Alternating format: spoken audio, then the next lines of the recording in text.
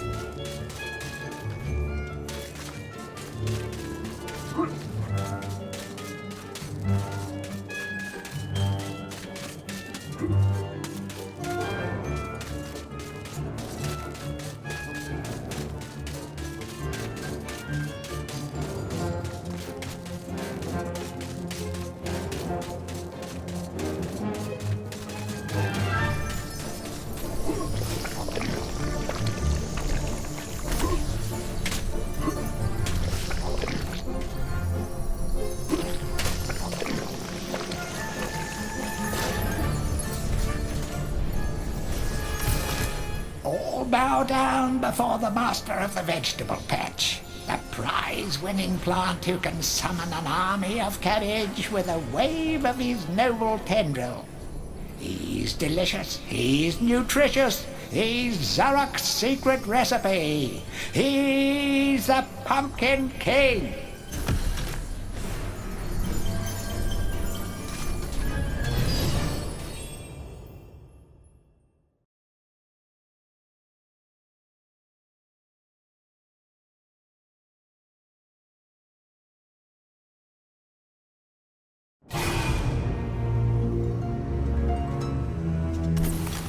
Gaining allies in the Hall of the Heroes is the way forward.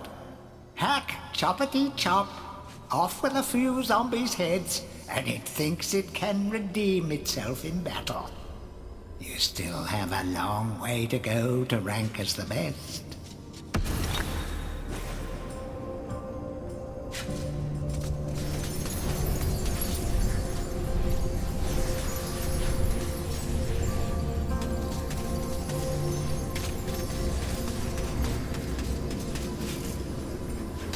By God, Fortescue, you must be the luckiest corpse ever to walk the face of the earth.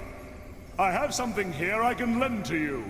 Take it or leave it, but remember, I'm only doing this for the sake of Gallowmere's doomed population, and not for you, you gangly buffoon!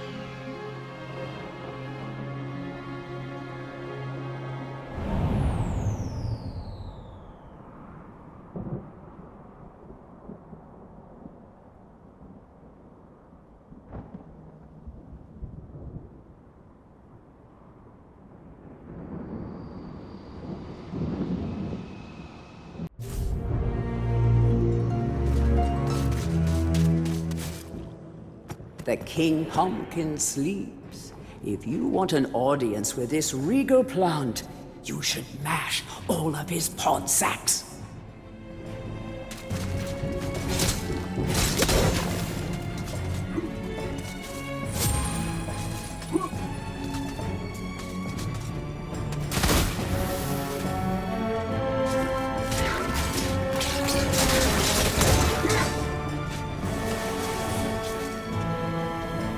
It is rumored that the Pumpkin Witch is in possession of a much sought-after dragon gem.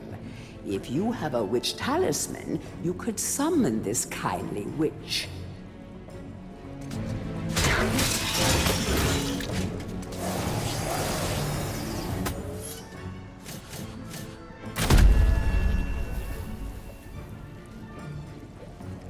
Greetings, kind sir. I am the Pumpkin Witch.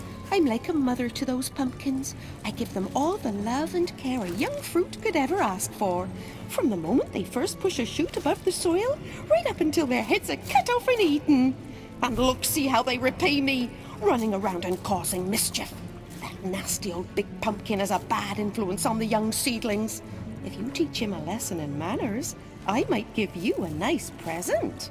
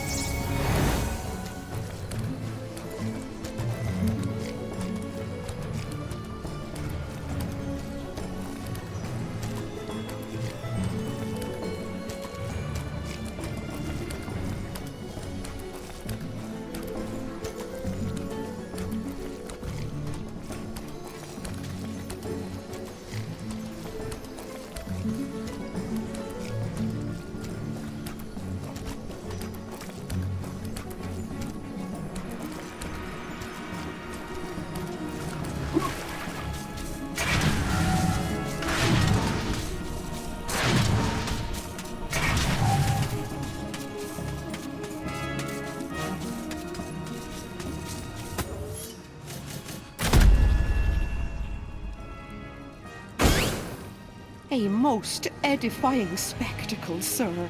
Man and vegetable in a magnificent duel to the death.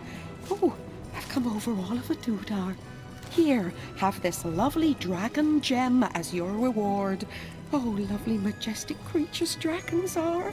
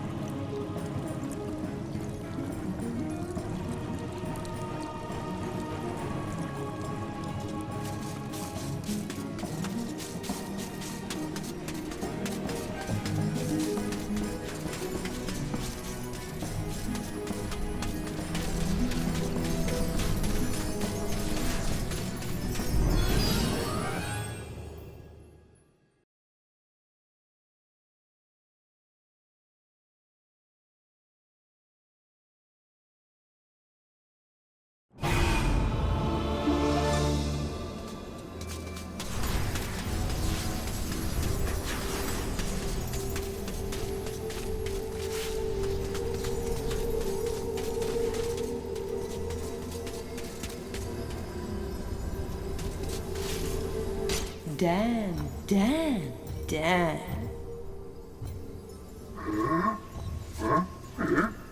Don't be shy. I've seen you giving me the eye. You may be weak and feeble like old men, but I like you, Daniel. Now listen up. Your bow and arrows are fine for itty-bitty jobs, but if you want to pack some serious heat, you should take this spear.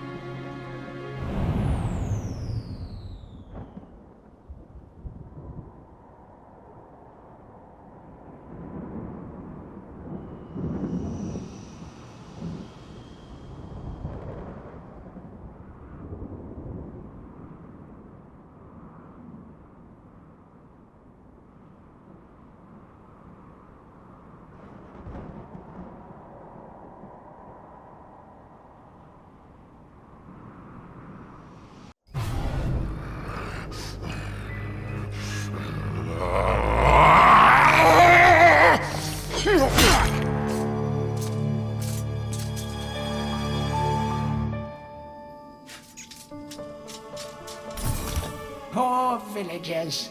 The master possesses them. It mustn't hurt them. Hurt guards, though. They seek out an object of great power.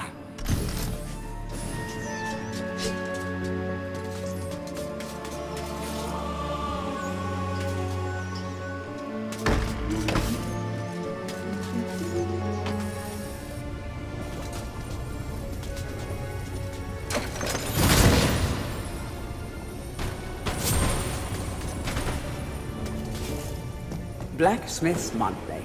Old Man Willie Green of Gallowstown was awarded Smithy of the Season by our readers. His outstanding casts have produced many intricate and hard-wearing iron goods and sculptures. Willie only uses the finest of metals in his work, and is particularly noted for his magnificent busts. Old Man Willie was quoted as saying, "Aye, when I get pumping on me bellows, there's no stopping me. It's all in the rhythm, up and down, up and down. I've always been inspired by the stories of Stanya Ironhewer, the greatest smithy there ever was.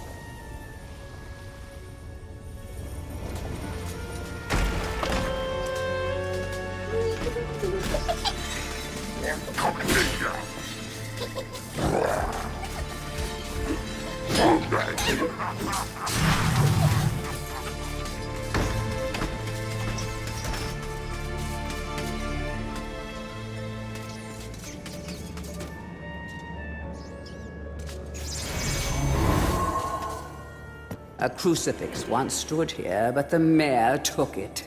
Find a replacement and see how the church should really look.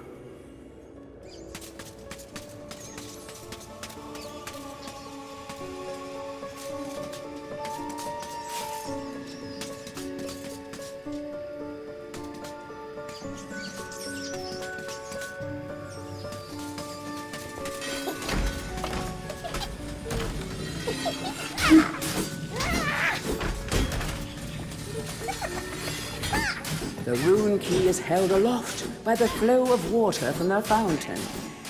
You may have to wait for the next drought.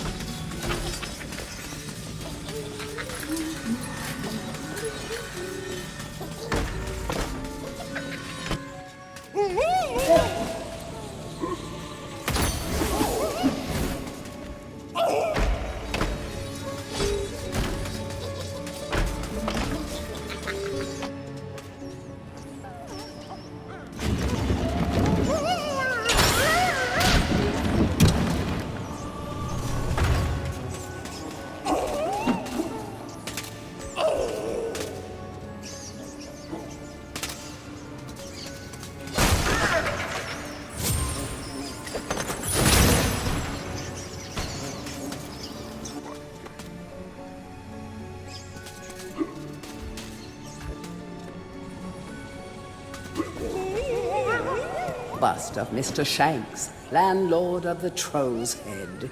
To clean the statue, lower the pedestal.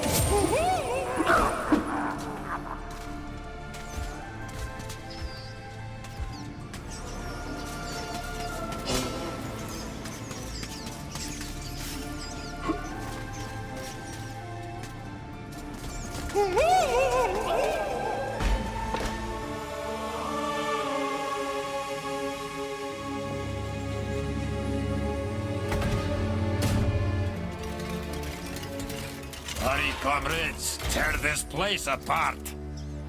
If we don't find the shadow artifact, Lord Zarek will have us mocking out the demons for the next millennium.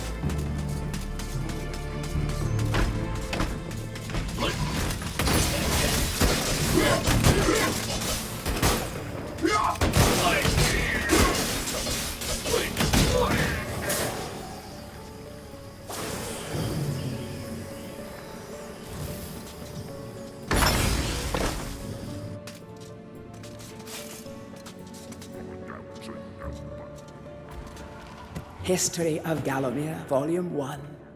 During the dark time that was Gallowmere's not too distant past, it was King Peregrine who thwarted Zarok the Necromancer and his plan to enslave the land. Zarok, Once the king's mage had fallen out of favor with the ruler for conducting outlandish experiments on the bodies of the dead. It was said that deep within Peregrine Castle, the dead were restless. The dead are to be honored, not kept as the playthings of alchemists, declared King Peregrine as he banished Xeroc from the castle. All of Xeroc's living dead were routed out and destroyed. Xeroc, being an unforgiving soul, went into hiding and vowed to wreak his revenge on the king.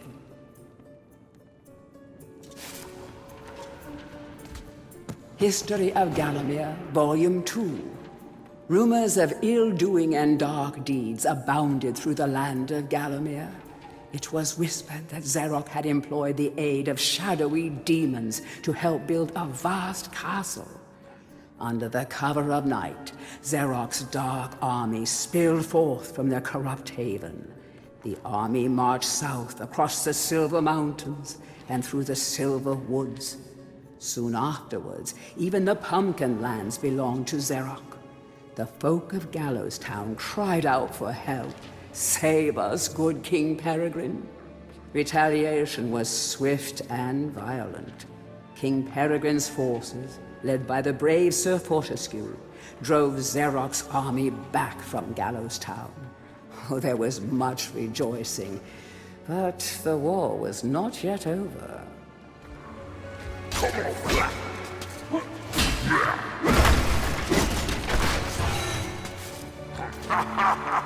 History of Gallowmere, Volume 3. News that Xeroc's army had now taken the Floodlands caused much concern.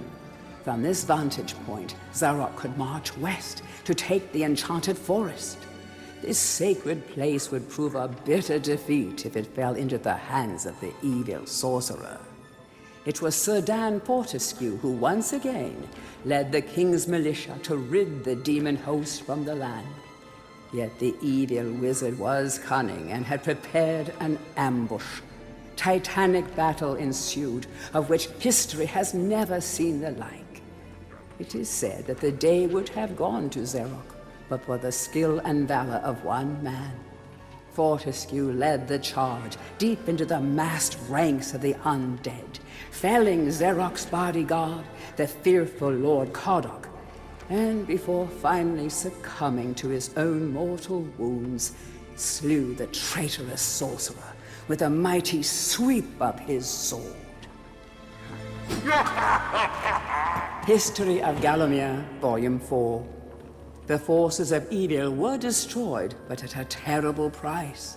None but a handful of the king's militia returned from that field. Gallowmere lost a whole generation of young men that day, including Canny Tim, the legendary crossbowman, and Fortescue's second-in-command, who fell in the first volley of arrows. Xeroc's body was never found, though if it lies unmourned in an unmarked grave, then no one in Gallowmere would shed a tear. The shadow demons that had fallen under Xeroc's banner were unnatural creatures that did not belong in the world of mortal men. The king declared that they be banished, entombed under the pure earth of the enchanted earth. Imprisoned within an impregnable box of the king's design, the demons were buried deep underground. Their tomb was sealed with a magical device that has since come to be known as the Shadow Artifact.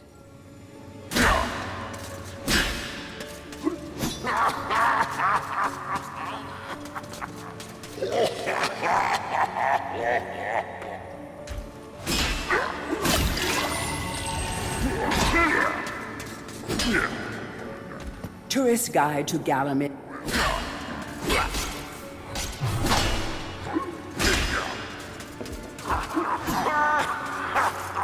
Tourist Guide to Gallowmere, Part 1.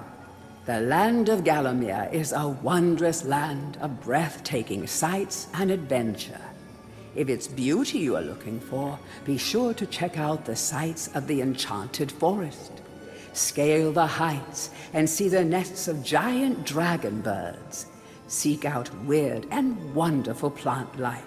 go ooh and ah at the sight of baby dragon toads splashing about in the crystal clear ponds. Why not take a walk through the Pumpkin Valley?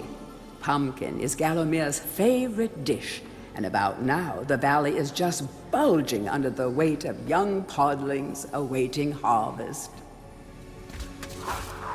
Tourist Guide to Gallowmere, Part 2. If it's mystery you're looking for, then the seasoned adventurer should travel to the ruins of King Peregrine's castle. Yes, this is the fortress from which the fabled King Peregrine once hailed. It is said that the king's crown was lost in the dungeons below the castle, and that the ghost of the regent himself now haunts these cold stone passageways. Spooky. Why not take the swamps and seek out the mythical town of Mellowmead?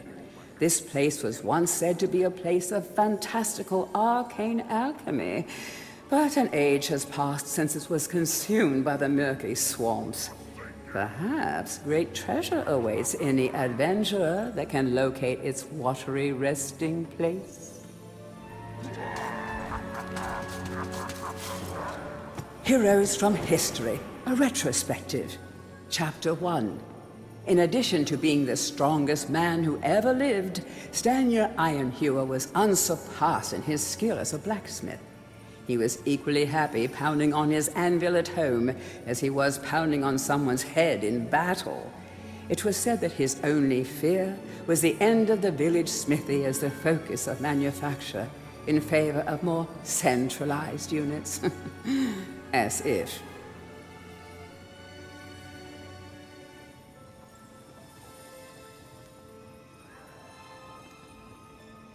Chapter 2.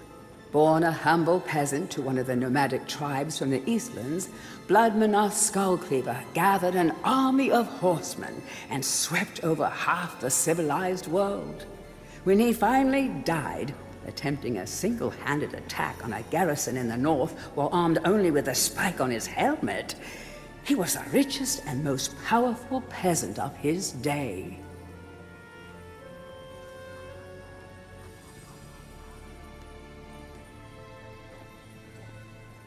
Chapter 3. Carl Sterngard spent most of his formative years under siege at his family castle. With his impregnable magic shield, Sterngard's motto was, "The best form of attack is defense."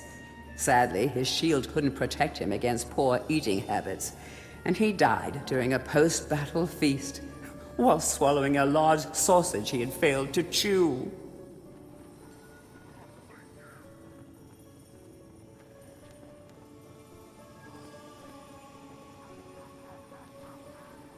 Chapter 4. Truly the hero's hero, Woden the Mighty was fearless, single-minded, and uncompromising. Unbeaten in combat, he inspired raw fear in friends and enemies alike, not to mention in close family members and pets. Chapter 5. Trained from birth in all forms of combat, Imanzi Shongama was the warrior queen of a tribe of Amazons. The bold and the beautiful Shongama banished all males from her territory, except the handful she kept on to mow the lawns of her people. Chapter 6. A full-time mother and homemaker, Megwin Stormbinder had to defend her settlement from barbarian raiders while the menfolk were away on a hunting trip. She fought off repeated attacks, armed only with a pitchfork and a rolling pin, and with one arm holding her baby. Legend has it that the gods, impressed by her indomitable courage, intervened and added thunderbolts to her arsenal.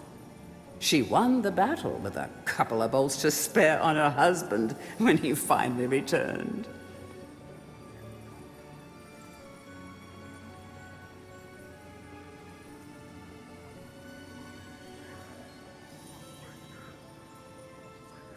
Chapter 7. Dirk Steadfast was a fearsome opponent thanks to his magic sword and a firmly held belief that only women defend themselves. Real men are always on the attack. He was a friend and contemporary of Karl Sterngard, and was with him even to the end. It was whilst Steadfast was explaining his views on Sterngard's shield during a feast that the latter had his tragic and inexplicable accident.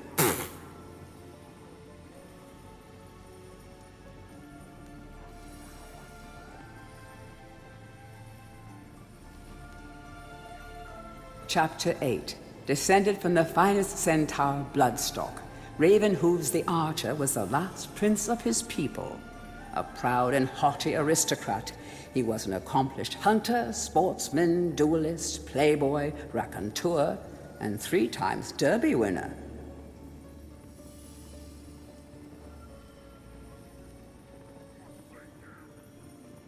Chapter 9. Captain of the militia in the time of King Peregrine, Sir Daniel Fortescue found fame when he killed the renegade wizard Zerok. A career soldier raised in the royal household, he was adored by the men under his command, and renowned for his loyalty to Gallowmere. It was said that Fortescue was always destined for greatness. With his square jaw, steely gaze, and thick shock of hair as black as raven's wings, he looked every inch the hero.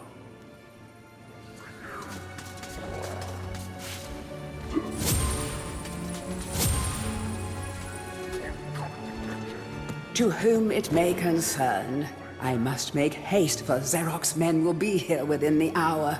I have taken the crucifix from the church. It is the key to a key.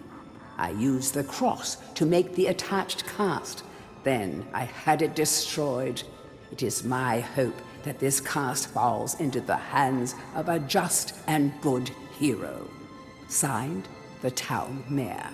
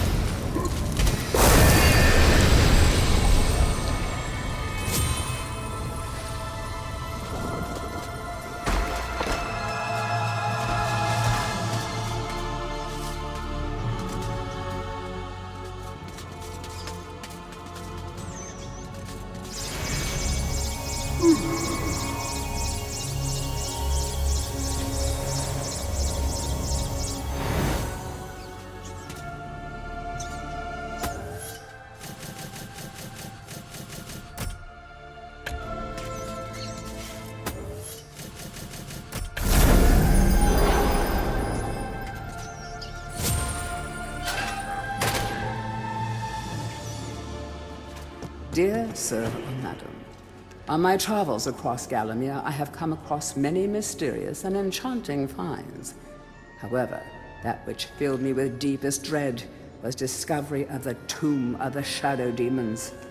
The key to their dank prison, the mysterious Shadow Artifact, is now in my possession. Yours fearfully, the Town Mayor.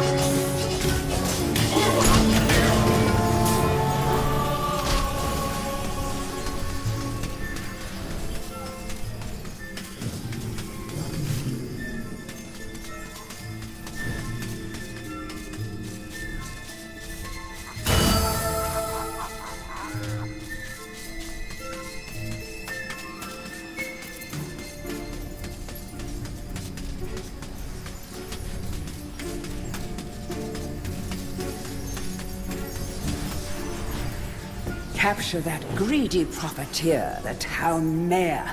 Take him to the asylum dungeons. Give the fat boy a good going over.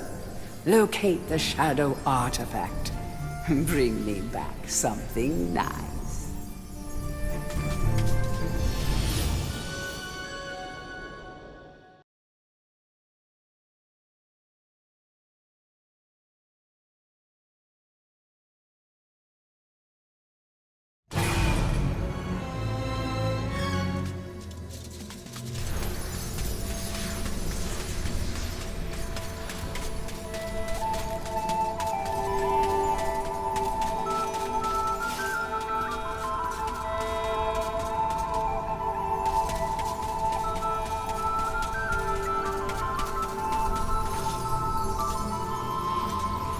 Look at you running around in your bones, Fortescue.